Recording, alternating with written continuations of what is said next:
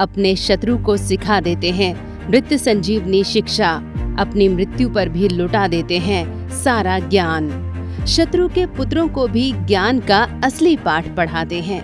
ये कौन होते हैं? ये होते हैं गुरु, जो सब कुछ भूलकर केवल अपने शिष्य का भला करते हैं। चलिए आज हम गुरु की महिमा के बारे में बात करते हैं। गुरु पूर्णिमा के शुभ अवसर पर गुरु की ऐसी बात करते हैं जिनसे हम सभी अनजान हैं। दोस्तों, इसकी शुरुआत करते हैं देवताओं और दैत्यों के युद्ध से।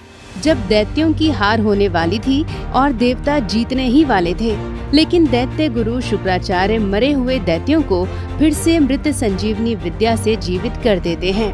फिर क्या? जैसे तैसे देवता उनसे बच के भागते हैं और एक प्लान बनाते हैं कि क्यों ना किसी अपने को भी मृत संजीवनी विद्या सीख लेनी चाहिए। अब बड़ा सवाल ये भी आता है कि सिखाएगा कौन, क्योंकि इस संसार में केवल दैत्य गुरु शुक्राचार्य को ही ये विद्या आती है। चलिए 1% ये मान के चलते हैं कि वो सिखा भी देंगे, लेकिन उनसे सीखने जाएगा कौन?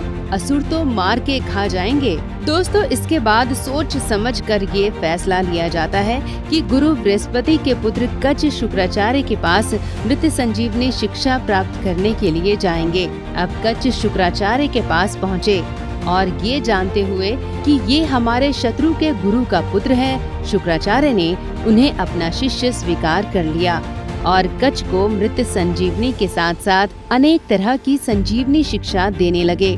कच ने भी अंतर्मन से शुक्राचार्य को गुरु के रूप में स्वीकार करके उनकी सेवा करनी शुरू कर दी। कच गुरु के साथ ही उनकी पुत्री देवयानी के लिए फल फूल आदि लाकर उनका भी काम आसान कर देता था। वो जल्द ही शुक्राचार्य और देवयानी दोनों का प्रिय हो गया।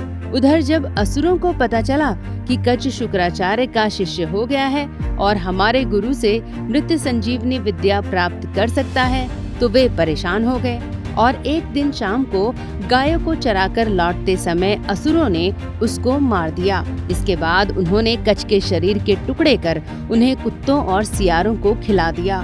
दोस्तों, गुरु पुत्री देवयानी को चिंता होने लगी कि गाय तो आ गई हैं, लेकिन कच नहीं आया। अब ये बात शुक्राचार्य को पता चली तो उन्होंने दिव्य दृष्टि से देखा। तब उन्हें पता चला कि असुरों ने उसे मार दिया है। शुक्राचार्य ने तुरंत ही मृत संजीवनी से उसे दोबारा जीवित कर दिया। ये केवल एक बार नहीं हुआ, बल्कि कई बार हुआ। दरअसल एक दिन जब कच जंगल में देवयानी के लिए फल फूल लेने गया तो असुरों ने फिर से उसे मार दिया। इसके बाद उन्होंने कच की बॉडी को पीसकर समुद्र में डाल दिया और दैत्य गुरु शुक्राचार्य ने उसे फिर से जीवित कर दिया। अब दैत्यों का दिमाग काम नहीं कर रहा था कि ऐसा क्या करें कि ये कच मर जाए लेकिन जिंदा ना हो। अब असुरों ने तीसरी बार कच की हत्या की। बाद में उन्होंने कच को जलाया और उसकी लाश का चूर्ण बनाकर मदिरा में मिलाकर शुक्राचार्य को पिला दिया। दोस्तों, इस बार तो कच को जिंदा कर पाना बहुत कठिन था। दरअसल कच को जिंदा करना उतना कठिन नहीं था जितना शुक्राचार्य का जिंदा रहना था। मतलब ये है कि कच शुक्राचार्य के पेट में था और जिंदा होगा तो पेट फाड़कर बाहर आएगा और पेट फट जाने से शुक्राचार्य मर जाएंगे। हालांकि शुक्राचार्य ने पेट में कच को मृत संजीवनी विद्या सिखाई और फिर से उसे जिंदा किया और जिंदा होने के बाद कच ने गुरुजी को जिंदा कर दिया। दोस्तों, महाभारत में भी एक कथा आती है।